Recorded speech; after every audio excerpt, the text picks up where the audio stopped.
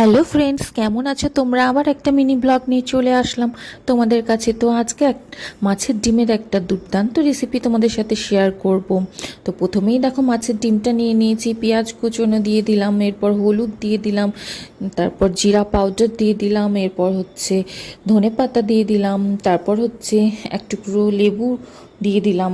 তো এই রেসিপির নামটা কিন্তু আমি তোমাদেরকে লাস্টে বলবো। তো ভালোভাবে একদম চটকে পটকে মেখে নিতে হবে খুব সুন্দর করে। তারপর দেখো মাখা কিন্তু আমার একদম কমপ্লিট হয়ে গেছে। তারপর কড়াই একটুখানি তেল দিয়ে এই ব্যাটারটা পুরো ঢেলে দিতে হবে। তারপর হাত দিয়ে এরকম করে ছড়িয়ে সুন্দর করে কিন্তু এটা একটা যেমন আমরা ছিলকা বানাই সেরকম টাইপের করে ঢাকা দিয়ে 10 থেকে 15 মিনিট রেখে দিতে হবে একদম মিডিয়াম আছে। তারপর হচ্ছে দেখো আমার কিন্তু 10-15 মিনিট হয়ে গেছে। এরপর গিয়ে নামিয়ে এটা এখন তুলে নেব। কত সুন্দর উঠে গেছে। তো এটা আমি এখন একটা থালার মধ্যে হচ্ছে কি সুন্দর ঢেলে নিচ্ছি।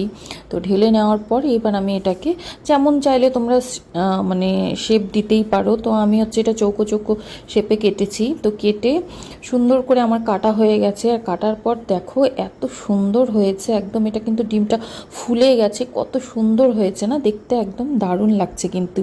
আর এটা খুবই ভালো এই খাবারটা, কম তেলের মধ্যে হয়ে যায়। মাছের ডিম আমরা এমনিতে তো একদম ডিপ ফ্রাই করি, তো এটা দেখো এতটুকু তেলের মধ্যে হয়ে গেল। তারপর একটুখানি তেল দিয়ে তাতে সাদা জিরে, গোটা জিরে, শুকনো লঙ্কা, তারপর হচ্ছে আলু, এগুলো দিয়ে আমি সুন্দর করে লাল লাল করে ফ্রাই করে নেব। ফ্রাই করার পর আমি কিন্তু একটু আদা, রসুন আর কাঁচা লঙ্কার পেস্ট করেছিলাম সেটা দিয়ে দিলাম। এরপর একটু জিরে পাউডার, হলুদ, তারপর হচ্ছে এর মধ্যে একটু লবণ, এগুলো দিয়ে দিলাম। এখন হচ্ছে মশলাটা কিন্তু ফ্রাই হয়ে গেছে, তো জল দিয়ে দিলাম। জল দেওয়ার পর এটা খানিকক্ষণ আমি ঢাকা দিয়ে রেখেছিলাম। তো আলুটা সেদ্ধ হয়ে গেছে। তারপর কিন্তু আমি এই মাছের ডিমের এই বড়াটা দিয়ে দিলাম এর মধ্যে। অ্যাকচুয়ালি এই রেসিপিটার নাম হচ্ছে মাছের ডিমের ধোকার ডালনা। তো একটু কিন্তু চিনি দিয়ে দিলাম, তাহলে বেশ ঝাল মিষ্টি একটা অ্যাডজাস্ট হয়। তো একটু ঘি দিয়ে দিলাম লাস্টে। তো ঘি দিয়ে তারপর আমি কিন্তু এটা একটু ঢেকে রাখবো আরও 5 মিনিট মতো। তো তারপর আমি এর ওপর কিন্তু ধনে পাতা ছড়িয়ে দেবো। ধনে পাতা ছড়িয়ে দিয়ে তারপর আমি এটা নামিয়ে নেবো। একদম কিন্তু কমপ্লিট হয়ে গেছে রেসিপিটা।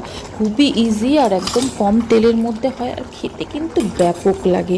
আজকে আমি যদিও ফার্স্ট টাইম এটা ট্রাই করলাম, দারুণ দারুণ দারুণ হয়েছিল খেতে, খুবই ভালো লাগলো। তো তোমরা সবাই কিন্তু এটা ট্রাই করতে পারো, দারুণ লাগবে খেতে। তো আজকের ব্লগটা তোমাদের কেমন লাগলো অবশ্যই জানিও। আজকের মতো টাটা, bye bye, see you soon.